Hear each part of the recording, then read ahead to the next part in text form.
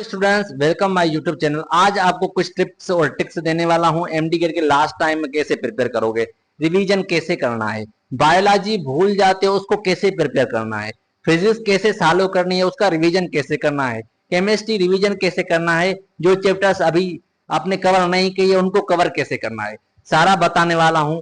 इस वीडियो को कंप्लीटली देखेगा, मोस्ट इंपॉर्टेंट हेल्पफुल होने वाला है। ध्यान से सुनना स्टूडेंट्स। पहले तो मैं बायोलॉजी का टीचर हूं, तो आपको मैं बायो के बारे में पहले बता देता हूं। बायो का वे होता है कि जे आपको कोई टीचर अच्छा पढ़ा रहा है तो मैं गारंटी देता हूं आपको 90% हमेशा याद रहेगा। 90%, 80% मान लो, हमेशा याद रहेगा, भूलेगा नहीं। कुछ चीजें होती हैं जो रटाफिकेशन पॉइंट्स आ जाती हैं, वो आप भूल सकते हो, बट 80 to 90% जो टीचर ने अच्छा पढ़ाया है, आपने अच्छा से पढ़ा था, पहली बार ही पढ़ा तो 80% याद रहेगा। एक वीक के बाद उसको रिवीजन लगा लेना। जे आपका दिमाग फिर भी काम नहीं कर रहा, एक दिन के बाद फिर भूल जाते हो चैप्टर, फिर एक आगे वाला चैप्टर पढ़ा, पीछे वाला फिर भूल गए, तो फिर क्या करें। ये 90% यही फोकस होता है कि बायोलॉजी 10 चैप्टर पढ़ जाते हैं, 11 चैप्टर पढ़ जाते हैं, 10 वाले भूल जाते हैं, 10 जो पढ़े तो वो भूल गए। अब इनके लिए ये एक फोकस होना चाहिए कि आप टेक्स्ट बुक को प्रेफर तो कर रहे हो, अच्छी बात है, बट जो आपने किसी टीचर के नोट्स बना रहे हो ना, मोस्ट इंपॉर्टेंट है। मोस्ट इंपॉर्टेंट है। नोट्स बनाने से क्या होता है, 60% लिखने में याद होता है, 20 to 30% सुनने में याद होता है, 10% बचता है जब आप लेक्चर खत्म हो जाए याद कर ले जाना। ठीक है। अब क्या करो, डेली बेसिस पर, फॉर एग्जाम्पल आगे आप चैप्टर पढ़ते जा रहे हो, डेली बेसिस पर पीछे वाले चैप्टर को आधा आधा घंटा देते जाना है। एक वीक में सारा रिवीजन कर देना है, मिस संडे को। ठीक है। इसी तरह आप रिवीजन करोगे तभी आपका जो ये प्रॉब्लम सॉल्व होगा। डेली बेसिस पर बायो को रिवाइज करो जो आप भूल रहे हो, तो नहीं तो एक वीक में जरूर करना है कंप्लीट। जितनी बायोलॉजी पढ़ी है संडे को जरूर सबको सारों को रिवाइज करना है। फिजिक्स और केमिस्ट्री, मैं कहूंगा फिजिक्स और केमिस्ट्री जब आप रिवीजन कर रहे हो बायोलॉजी के नोट्स की, तो आपको आहिस्ता नहीं पढ़ना, स्पीड वाइज पढ़ना है। फॉर एग्जाम्पल जी आहिस्ता पढ़ोगे, एक टॉपिक आपका कितना टाइम ले रही थी, 10 मिनट, तो आप उसको स्पीड वाइज पढ़ोगे, 2 मिनट 3 मिनट लेगी, तो उसको 10 टाइम मीन 10 मिनट में आप 30 से 40 बार मैं तो कहता हूं आप 10 बार तो पढ़ लोगे, 10 मिनट में 10 बार तो पढ़ लोगे टॉपिक को। 1 मिनट की टॉपिक लेगी। फॉर एग्जाम्पल चलो मान लेते हैं कि 10 मिनट में आपने 5 बार पढ़ा। ठीक है, अच्छी बात है। स्पीड वाइज पढ़ोगे उससे क्या होता है, ब्रेन आपका फोकस करता है। जब किसी चीज को आप पढ़ते हो इतना तेज पढ़ो, पढ़ने का भी एक तरीका होता है, इतना तेज पढ़ो जो आपके जो जो आप बोल रहे हो वो कान सुने। क्योंकि कुछ स्टूडेंट्स का सुनने का जो होता है ना, वो सेंस काम करता है, वो चीजों को मेमोराइज करता है। कुछ पढ़ने वाला भी काम करेगा, सुनने वाला भी काम करेगा, चीजें मेमोराइज होगी और रिवीजन अच्छा होगा। ठीक है, इस तरीके से रिवाइज आप कर सकते हो। उसके बाद क्वेश्चन प्रैक्टिस। फिजिक्स और केमिस्ट्री का थोड़ा सा तरीका चेंज होगा।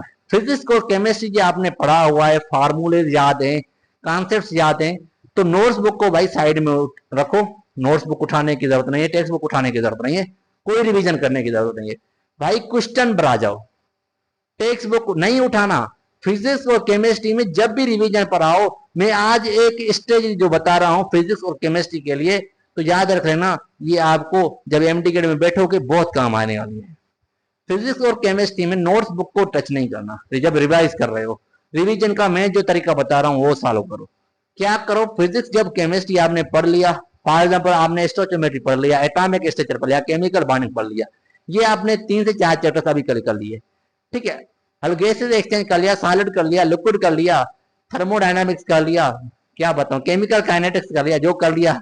जो इंटर पर आ जाओ तो आपने S block, P block, D block, organic compounds, nomenclature, hydrocarbon, alkyl halides, ये सारे कर लिए फॉर एग्जाम्पल।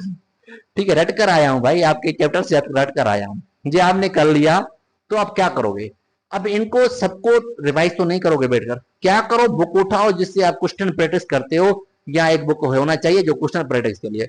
बैठ जाओ, उन सबके क्वेश्चन सॉल्व करना शुरू करो। जो कोई क्वेश्चन नहीं आ रहा है, कोई फार्मूला भूल चुके हो, कोई बात नहीं, टेक्स्ट बुक उठा लो, देख लो। इसमें देखने में कोई गलत बात नहीं है, नहीं आ रहा है परेशान नहीं होना, डिप्रेशन में नहीं लाना।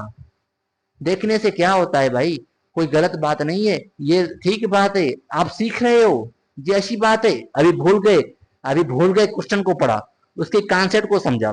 अभी एक बार आपको फार्मूला नहीं भी आया, आपको लग रहा है इस टाइप में इसका फार्मूला होगा, जाओ जाकर फार्मूला देख लो। अभी दूसरी बार इस टॉपिक से क्वेश्चन आएगा, इसी फार्मूले से जो सॉल्व हो रहा है, मैं गारंटी दे रहा हूं, चाहे एमटी के में कितने भी डिप्रेशन में हो, वो क्वेश्चन जरूर सॉल्व करोगे। ठीक है, ये तरीका होता है इन केमिस्ट्री और फिजिक्स को पढ़ने का। इंग्लिश को पढ़ने का तरीका तो मैंने आपको बताया हुआ है, वो उस तरीके को फॉलो करना है। टेक्स्ट बुक के सिनोनिम लास्ट में एक्सरसाइज में होते हैं, एंटोनिम्स वो पढ़ना है। टेक्स्ट बुक के लास्ट में ग्रामर होती है, वो पढ़नी है। ठीक है, उसके बाद दूसरी ग्रामर पढ़ाना है, इसे नहीं आना। ठीक है, इन चीजों पर फोकस करो, ये आपके लिए मोस्ट इंपॉर्टेंट होगी। ठीक है, अल्लाह हाफिज़, दुआ में याद रखिएगा। ये वीडियो पसंद आए तो सब्सक्राइब, लाइक, शेयर जरूर करिएगा। जितना हो सके इस वीडियो को सपोर्ट करें, और बायोलॉजी के लिए इस चैनल को सब्सक्राइब कर सकते हो। जितना हो सका मैं आपको बहुत अच्छी तरह बायोलॉजी पढ़ा रहा हूँ, फ्री ऑफ कॉस्ट, कोई पैसे वगैरह नहीं है, बिल्कुल फ्री ऑफ कॉस्ट। जो कंटेंट आपको अकेडमी में नहीं मिलता है वो भी मैं प्रोवाइड कर रहा हूँ। बेस्ट क्वालिटी, बेस्ट क्वांटिटी आपको प्रोवाइड की जा रही है। मोस्ट इंपॉर्टेंट कॉन्सेप्ट आपको क्लियर किए जा रहे हैं। वन शॉट में भी मिल रहा है, डिटेल में 1 बाय 1 लेक्चर भी मिल रहा है। जिस तरीके से पढ़ना चाहो पढ़ सकते हो।